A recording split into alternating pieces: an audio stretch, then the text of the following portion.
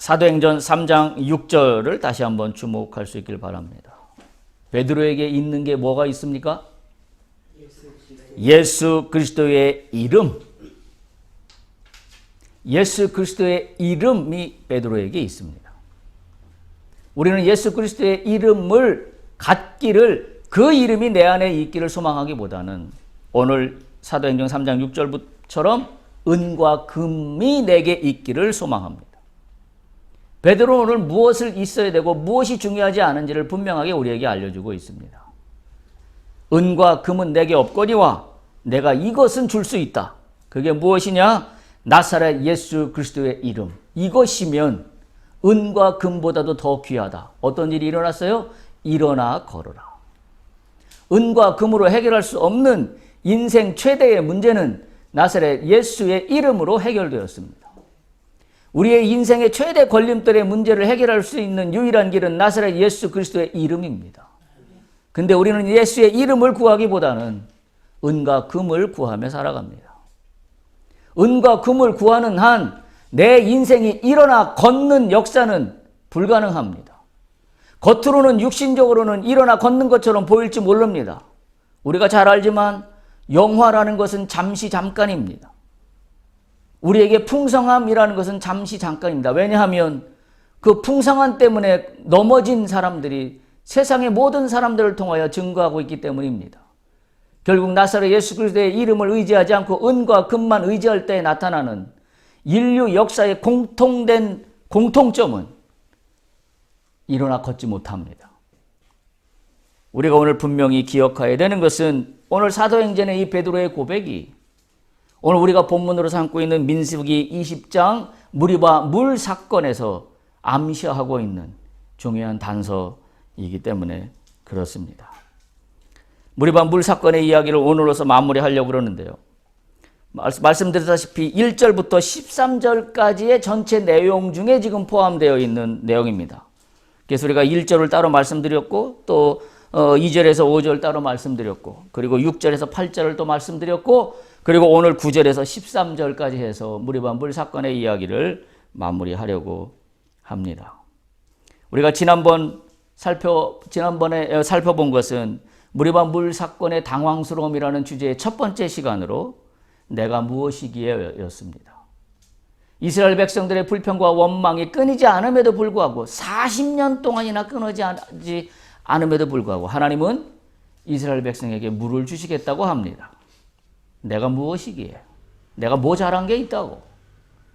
하나님은 나에게 이렇게 사랑을 베푸시는가? 입니다.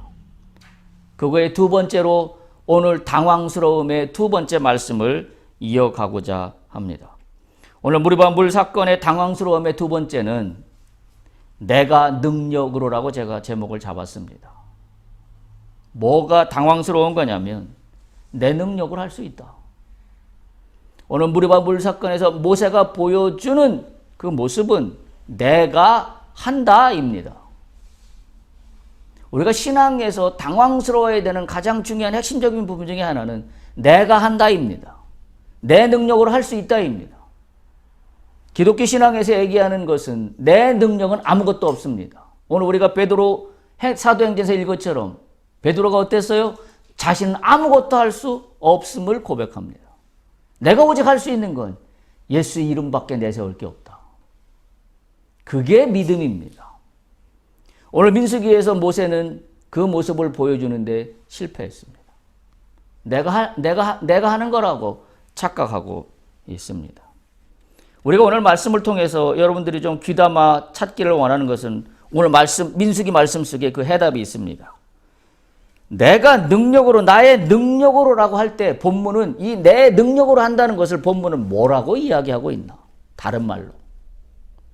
민수기에서 오늘 그걸 우리에게 알려주고 있어요. 내 능력으로 한다는 게 단순히 문자 그대로 내가 내 능력으로 무슨 일을 처리한다. 이렇게 문자적으로 이해가 가능한 이야기지만 오늘 성경은 모세가 내 능력으로 한다라는 그 부분에 대해서 뭐라고 얘기하고 있나? 라는 것을 우리가 오늘 교훈으로 배울 수 있기를 바랍니다. 오늘 두 번째 당황스러운 것은 말씀드린 것처럼 모세로부터 나옵니다.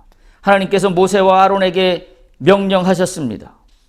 그 명령은 지팡이를 잡고 8절에 나와 있죠. 아론과 함께 회중을 모아서 그들 앞에서 물을 내는데 반석에게 명령을 하여서 물을 내라고 이미 지난주에 살펴본 8절에서 그렇게 말씀하십니다.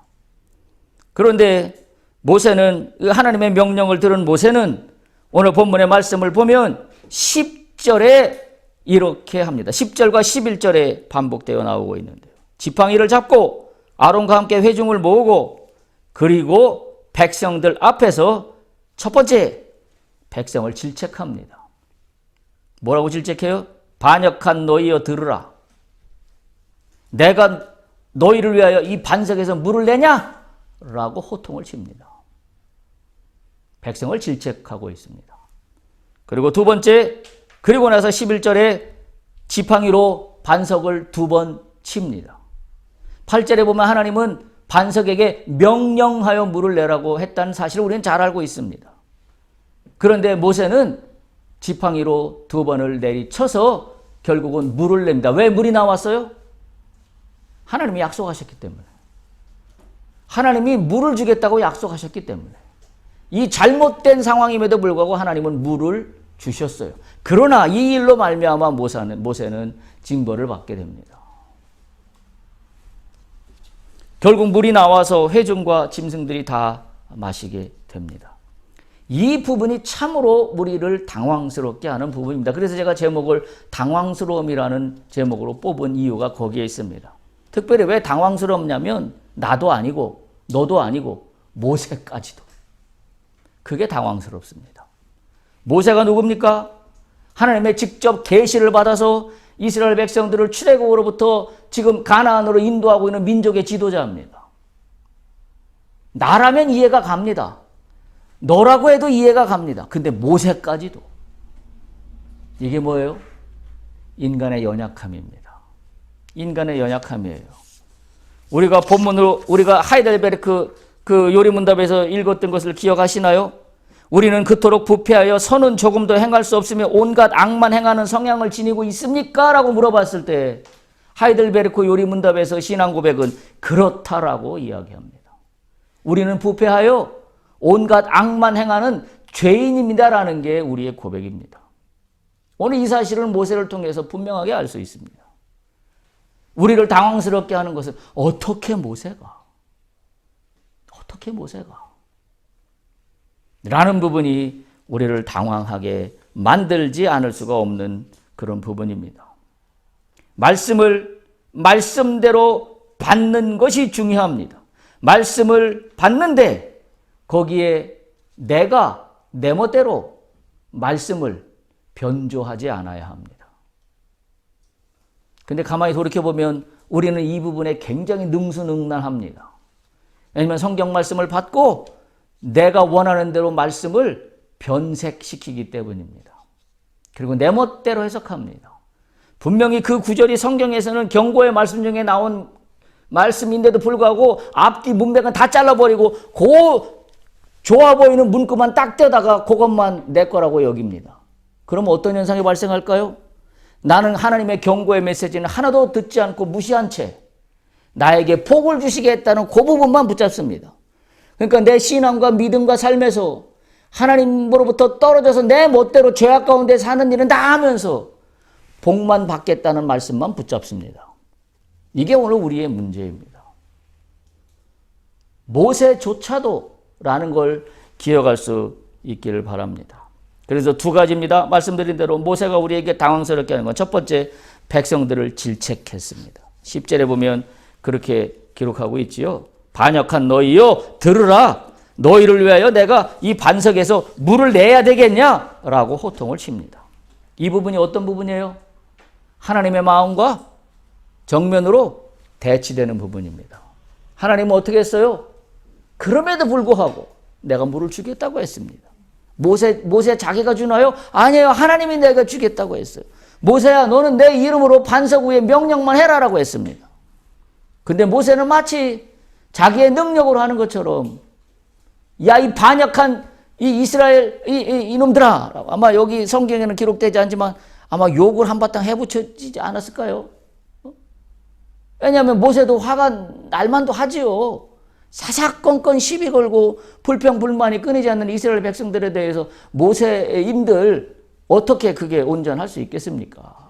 그럼에도 불구하고 모세는 하나님으로부터 직접 명령을 들은 모세는 하나님으로부터 들은 명령 그대로 했었어야만 합니다. 근데 여기에 뭐가 개입됐어요? 자기의 감정이 개입됐습니다. 그리고 그 감정이 어떤 감정이에요? 분노의 감정입니다.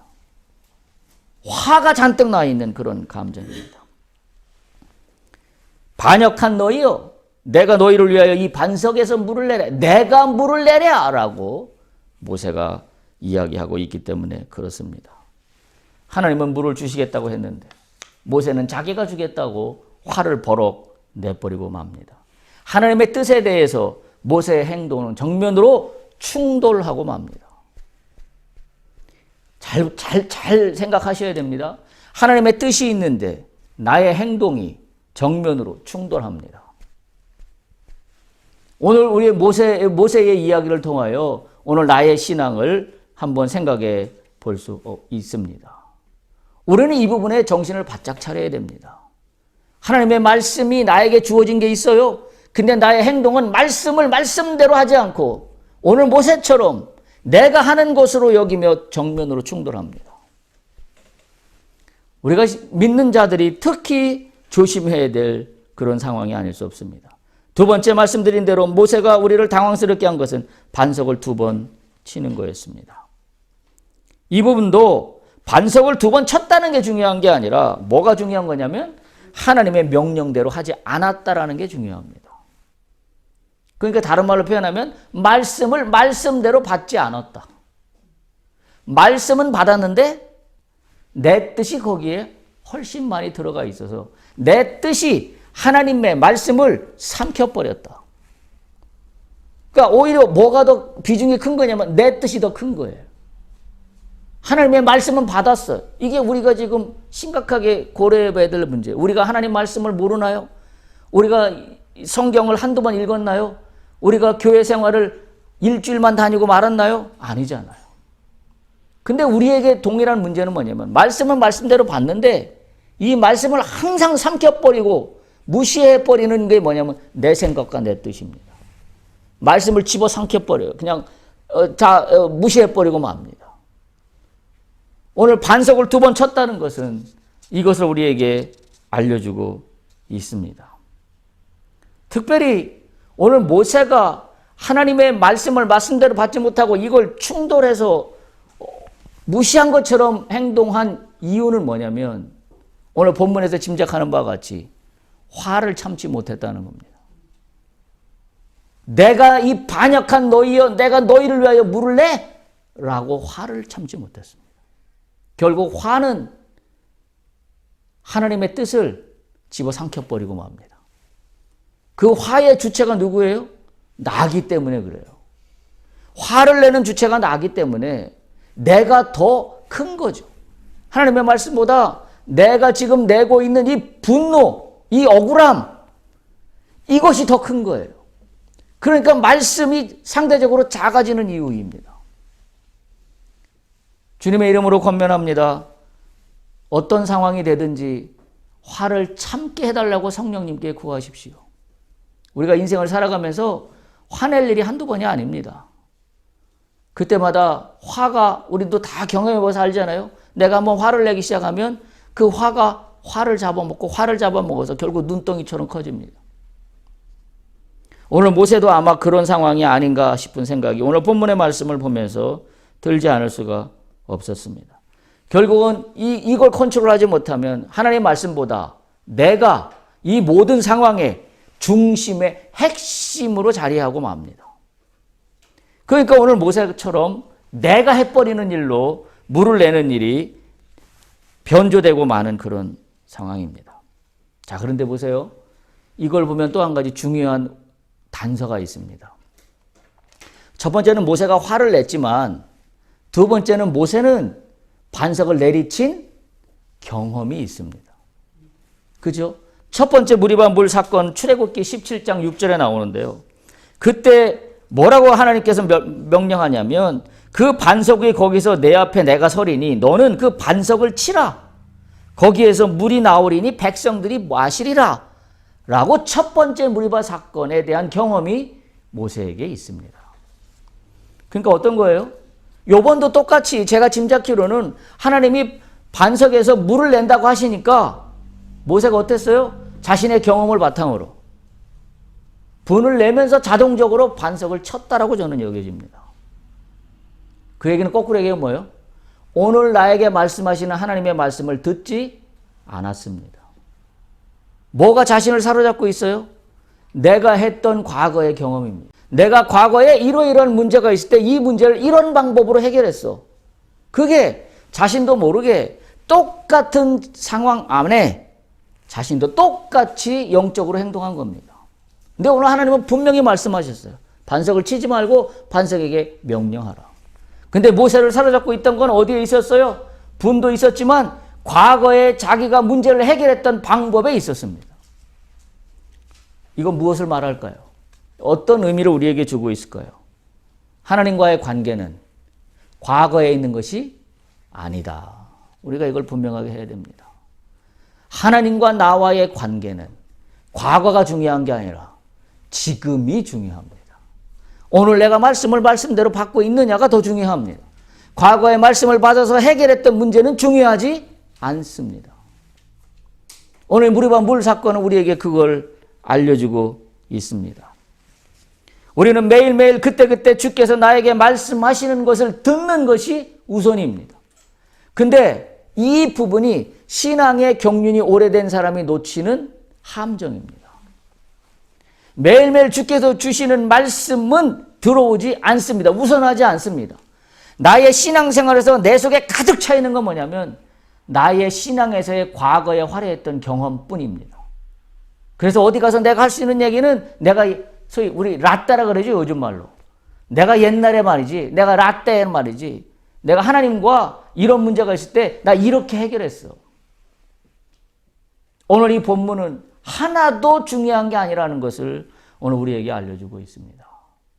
왜? 모세는 옛날의 방식으로 그대로 또 문제를 해결할 수 있다라고 여겼기 때문입니다. 이것이 다른 말로 표현하면 오만한 믿음입니다. 믿음이 없는 게 아니에요. 근데 오만해요. 왜 오만해졌어요? 현재 주께서 말씀하시는 거에 우선하는 게 아니라 과거에 자신의 경험에 의지하여 자신의 판단에 의지하는 그런 믿음의 모습을 보였기 때문에 이건 한마디로 믿음이 있는 게 아니라 믿음이 오만한 겁니다. 하나님은 오늘도 우리에게 날마다 그때그때 우리와 함께 할 것을, 우리와 함께 동행할 것을 날마다 말씀하고 있습니다. 그래서 이사야서 말씀이 그렇게 말씀이 진행되고 있는 거 아니겠어요? 이사야서 55장 2절 보면 뭐라고 얘기하냐면 너희가 어찌하여 양식이 아닌 것을 위하여 은을 달아주며 배부르게 하지 못할 것을 위하여 수고하느냐? 그런 걸로 수고하지 말고 제일 먼저 해야 될 일이 뭐냐? 내게 듣고 들을지어다. 이사야서 52장 2절은 그렇게 이야기하고 있습니다. 내게 듣고 들을지어다. 그리하면 뭐 해야 돼요? 네가 얻으려고 했던 것보다 더 많이 얻을 수 있다. 그 이야기를 하고 있습니다. 너희가 좋은 것을 먹을 것이며 너희 자신이 기름진 것으로 즐거움을 얻게 될 것이다. 너희가 은과 금과 배부르게 하는 것을 쫓아다니면 그것이 우선할 것이 아니라 네가 우선할 것은 내게 나와 듣고 들을지어다. 그리하면 너희가 즐거움을 얻고 좋은 것을 얻고 기름진 것으로 너희가 얻게 될 것이다. 그리고 3절은 55장 이사야서 3절은 그렇게 얘기합니다. 또 한 번 반복하지요. 너희는 귀를 기울이고 내게 나와 들어라. 그리하면 너희 영혼이 살리라. 2절은 육신이 사는 이야기를 하고 있고 3절은 영혼이 사는 이야기를 하고 있습니다. 육과 영이 다 살아납니다. 어떨 때 살아나요? 주의 말씀을 들은 것을 우선할 때. 오늘 모세에게 당면한 문제는 주의 말씀을 듣는 것을 우선하지 않고 자신의 과거에 화려했던 신앙의 경험에 우선했습니다. 그러니까 겉으로는 믿음이 있는 것 같지만 사실은 믿음이 전혀 없는 거나 마찬가지입니다. 왜? 믿음의 행위가 아니었기 때문에. 우리의 신앙의 오류, 믿음의 오류도 오늘 이 본문에서 우리에게 교훈하고 있는 것과 동일하다는 생각이 듭니다. 우리가 과거에 이러이러한 신앙의 경험이 있다라는 것에 머물러서는 안 됩니다. 과거의 신앙의 경험치는 오늘 유효하지 않습니다. 그래서 저는 간증하는 걸 그렇게 탐탁하게 여기지 않습니다. 물론 도움은 되지요. 이러이러한 일로 하나님의 은혜로 라는 차원에서는 도움이 될지 모르지만 that's it. 거기까지. 중요한 건 과거가 그랬다면 오늘도 내가 주와 함께 있느냐가 더 중요합니다. 과거는 이랬는데 오늘은 엉뚱한 짓을 하고 있다고 한다면 과거의 그 화려했던 영적인 경험은 오히려 나에게 오만한 믿음으로 갈 수 있는 돌팔매가 되고 맙니다. 넘어지고 만다는 사실입니다. 오늘 다시 주 앞에 나아가 나의 귀를 주 앞에 기울여야 합니다. 주여 말씀하시옵소서. 내가 주의 말씀을 듣겠사오니 주여 나에게 말씀하여 주옵소서.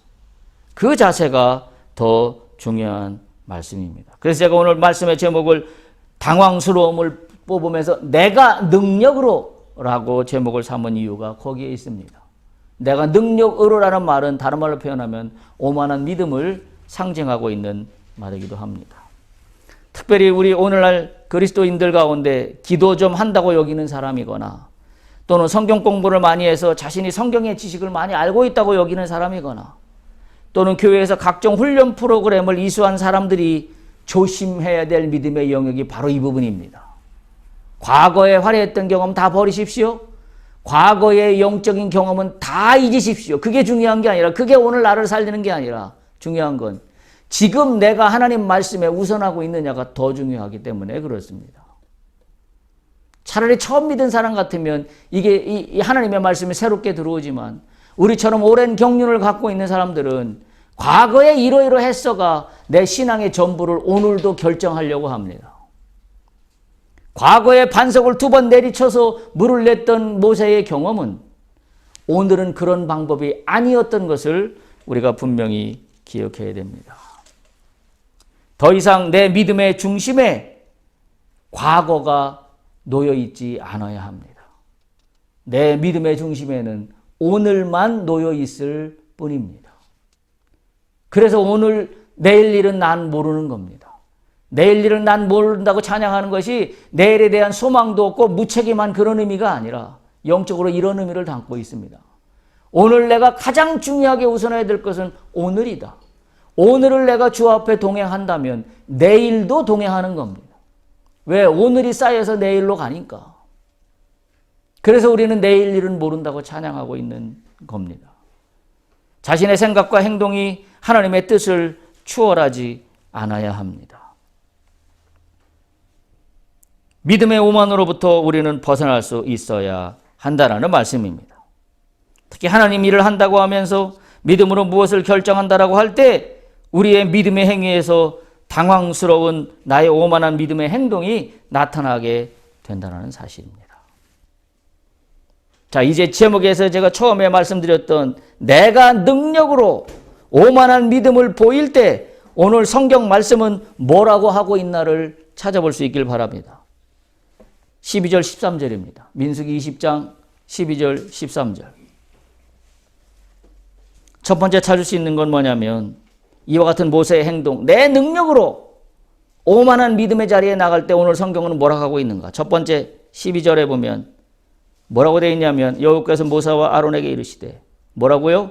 너희가 나를 믿지 아니하였다. 오늘 모세가 이와 같은 오만한 믿음을 오만한 내가 내 판단으로 한다라는 것은 오늘 하나님은 뭐라고 판단하시면 맞냐면 네가 날 믿지 않은 거다. 우리가 나의 판단으로 신앙생활을 한다면 우리는 믿음이 없는 겁니다. 오늘 하나님이 여기서 우리에게 알려주고 있습니다. 내가 나의 능력으로 무엇인가 한다라고 여긴다면 너는 나를 믿지 않는 것이다. 두 번째, 그 바로 밑에 있습니다. 이스라엘 자손의 목전에서 뭘 나타내지 않았다고요? 하나님의 거룩함을 나타내지 않았다라고 하나님이 말씀하십니다. 내가 내 능력으로 무엇인가를 한다라고 하는 오만한 그 생각은 하나님은 뭐라고 말씀하시냐면 네가 내 거룩함을 나타내지 않았다. 네가 내 거룩함을 드러내지 않았다. 굉장히 의미심장하고 중요한 말씀이 아닐 수 없습니다. 그리고 13절 보십시오. 내가 내 능력으로 한다라고 했을 때 오늘 여호와께서 이스라엘 자손에게 하시는 말씀은 뭐냐면 이스라엘 자손이 여호와와 어떻게 했다고요? 다투었다. 내가 내 능력으로 한다라는 것은 여호와와 다투는 겁니다. 세 가지로 정리합니다. 내가 내 능력으로 한다는 신앙생활은 첫 번째 믿음이 없는 겁니다. 두 번째 하나님의 거룩함을 드러내지 않는 겁니다. 세 번째 오히려 하나님과 다투는 겁니다. 그렇다고 본다면 오늘 이 모세의 행동은 굉장히 심각한 죄악의 행위가 아닐 수 없습니다. 단순히 그냥 말로 하라고 한 것을 반석으로 내리친 게 무슨 의미가 그렇게 대단해라고 모르는 사람들은 이해할 수 있겠지만 영적인 관점에서 보면 내가 내 뜻대로 하나님의 명령을 무시하고 행한 이것은 첫 번째는 믿음이 없는 행동이었고 두 번째는 여호와의 거룩함을 드러내지 않는 행동이었고 세 번째는 여호와와 다투는 행동이었음을 우리가 다시 한번 반드시 기억할 수 있어야 합니다. 따라서 이 사건에서 우리가 놓치지 말아야 될 것은 하나님의 거룩함을 나타낸다는 의미를 다시 한번 돌아봐야 합니다. 우리가 보통 하나님의 거룩함을 나타낸다고 하면 뭔가 홀리한 상태로 교회에 나와서 뭔가 거룩한 모양으로 앉아서 바른 자세로 앉아서 그게 거룩함을 나타낸다고 생각하지만 오늘 본문의 말씀으로 보면 거룩함을 나타내지 않는 건 뭐예요? 말씀을 말씀대로 받지 않는 게 거룩함을 나타내지 않는 겁니다. 하나님이 주신 말씀을 말씀으로 자체로 받아들이지 않고 내 멋대로 해석하는 건 거룩함을 나타내지 않는 것이다라고 생각할 수 있습니다. 두 번째 또한 우리는 뭘 생각하고 있냐면 우리의 신앙에서 하나님이 우선 부각되어야 되는 것인지 아니면 내가 먼저 부각되어야 되는 것인지에 대해서 분명하게 깨달을 수 있어야 됩니다. 성경의 진리는 내가는 없습니다. 오직 하나님께서입니다. 오직 하나님께서 하시는 겁니다. 오늘 모세는 그것을 놓치고 있기 때문에 그렇습니다. 물을 내라 라고 명령해서 물을 내라라고 하시면 명령하면 되는 일입니다. 근데 내가 반석을 쳤다는 얘기는 내가 주도권을 갖고 있습니다. 내가 주체입니다. 하나님은 객체입니다. 주인이 나입니다. 하나님은 보조자일 뿐입니다. 그것이 잘못됐다라는 이야기입니다. 또 한 가지 짚고 넘어야 될 것은 신앙에서 내가 행하는 믿음이라는 의미의 행동들에서 바로 이 주체의 문제가 우리는 반드시 기억해야 합니다. 모세는 하나님의 능력으로서가 아니라 나의 능력으로 물을 낸다라고 말하고 있기 때문에 그렇습니다. 우리가 읽었던 사도행전을 다시 한번 볼 수 있기 바랍니다. 사도행전 3장 1절에서 6절 말씀인데요. 사도들의 행적을 기록하고 있는 말씀입니다. 성령 강림 후에 베드로가 이전과는 전혀 다른 사람이 되었던 걸 우리는 압니다. 병자를 고치고 5,000명을 회개시키고 완전히 능력의 사람으로 바뀌었습니다.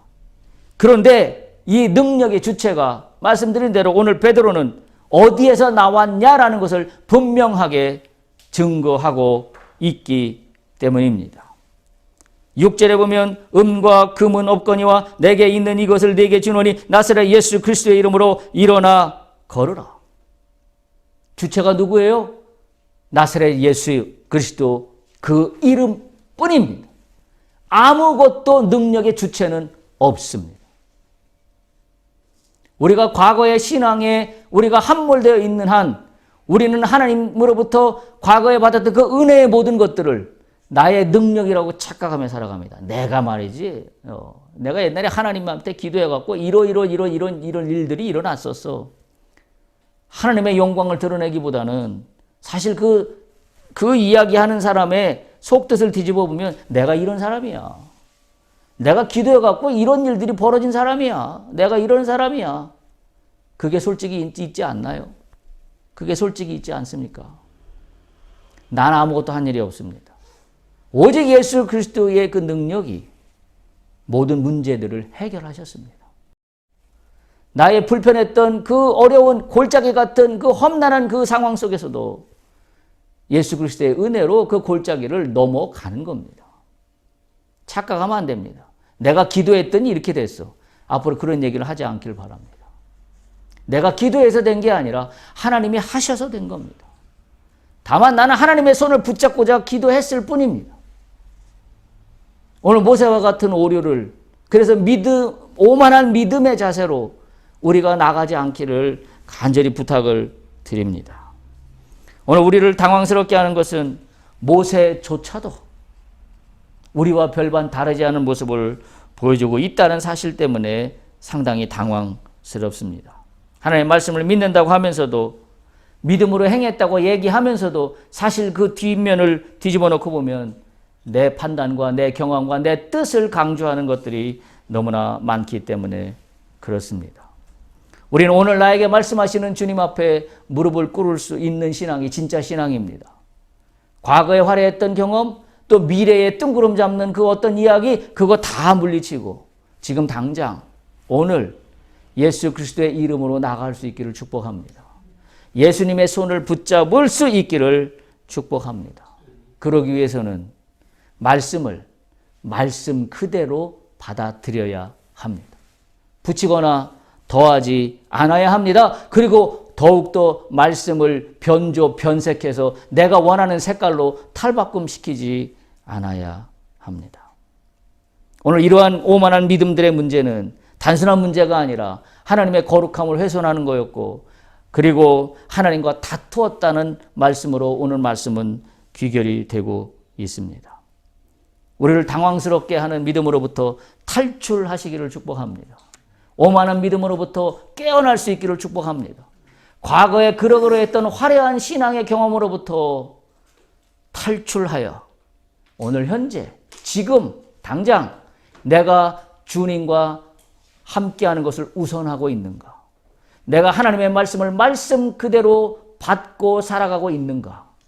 여기에 우리의 영적인 눈이 뜨여지기를 바랍니다. 너희는 듣고 들을지어다. 뭐라고요? 그리하면 뭐라고 말씀하고 있나요? 그리하면 너희가 좋은 것을 먹을 것이고 너희 자신들이 기름진 것으로 즐거움을 얻을 것이다. 육적인 문제가 해결됩니다. 두 번째, 너희는 귀를 기울이고 내게로 나와라, 들어라. 그리하면 너희 영혼이 살리라. 오늘 이 말씀이 우리에게 레마의 귀한 믿음의 말씀이 되기를 간절히 소망합니다. 할렐루야.